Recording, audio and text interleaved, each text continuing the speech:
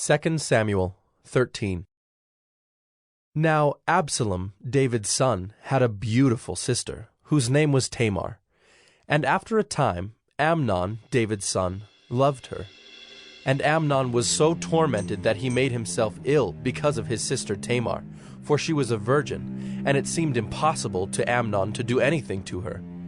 But Amnon had a friend, whose name was Jonadab, the son of Shimeah, David's brother. And Jonadab was a very crafty man. And he said to him, "O son of the king, why are you so haggard morning after morning? Will you not tell me?" Amnon said to him, "I love Tamar, my brother Absalom's sister." Jonadab said to him, "Lie down on your bed and pretend to be ill, and when your father comes to see you, say to him, 'Let my sister Tamar come and give me bread to eat, and prepare the food in my sight, that I may see it and eat it from her hand.'" So Amnon lay down and pretended to be ill. And when the king came to see him, Amnon said to the king, "Please, let my sister Tamar come and make a couple of cakes in my sight, that I may eat from her hand." Then David sent home to Tamar, saying, "Go to your brother Amnon's house and prepare food for him."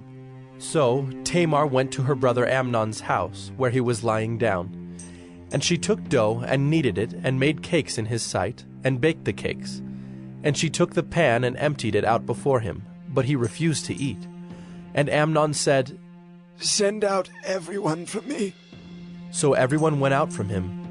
Then Amnon said to Tamar, "Bring the food into the chamber, that I may eat from your hand." And Tamar took the cakes she had made, and brought them into the chamber to Amnon her brother. But when she brought them near him to eat, he took hold of her and said to her, "Come, lie with me, my sister." She answered him, "No, my brother, do not violate me, for such a thing is not done in Israel. Do not do this outrageous thing. As for me, where could I carry my shame? And as for you, you would be as one of the outrageous fools in Israel. Now therefore, please speak to the king, for he will not withhold me from you." But he would not listen to her, and being stronger than she, he violated her and lay with her. Then Amnon hated her with very great hatred, so that the hatred with which he hated her was greater than the love with which he had loved her. And Amnon said to her, "Get up! Go!" But she said to him, "No, my brother, for this wrong in sending me away is greater than the other that you did to me." But he would not listen to her.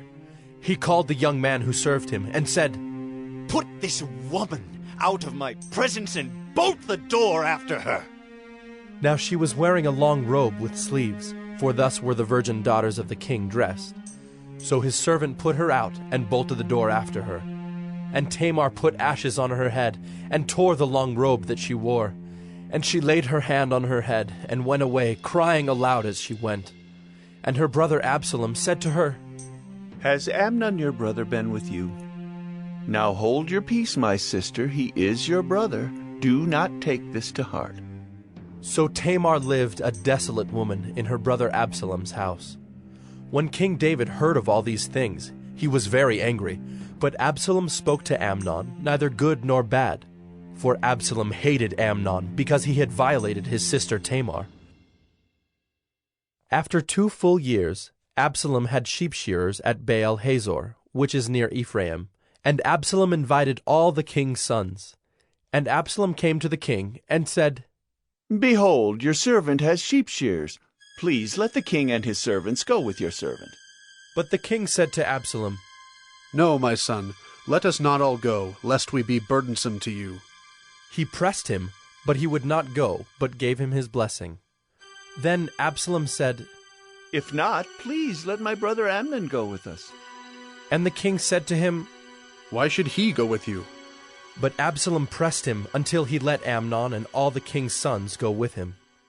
Then Absalom commanded his servants, "Mark when Amnon's heart is merry with wine, and when I say to you, 'Strike Amnon, then kill him.' Do not fear, have I not commanded you? Be courageous and be valiant. So the servants of Absalom did to Amnon as Absalom had commanded. Then all the king's sons arose, and each mounted his mule and fled. While they were on the way, news came to David. Absalom has struck down all the king's sons, and not one of them is left. Then the king arose and tore his garments and lay on the earth. And all his servants who were standing by tore their garments. But Jonadab, the son of Shimeah, David's brother, said, Let not my lord suppose that they have killed all the young men, the king's sons, for Amnon alone is dead. For by the command of Absalom, this has been determined from the day he violated his sister Tamar. Now, therefore, let not my lord the king so take it to heart as to suppose that all the king's sons are dead, for Amnon alone is dead. But Absalom fled, and the young man who kept the watch lifted up his eyes and looked, and behold, many people were coming from the road behind him by the side of the mountain. And Jonadab said to the king, Behold, the king's sons have come. As your servant said, so it has come about. And as soon as he had finished speaking, behold, the king's sons came and lifted up their voice and wept. And the king also, and all his servants, wept very bitterly. But Absalom fled, and went to Talmai, the son of Ammihud, king of Geshur. And David mourned for his son day after day. So Absalom fled, and went to Geshur, and was there 3 years. And the spirit of the king longed to go out to Absalom, because he was comforted about Amnon, since he was dead.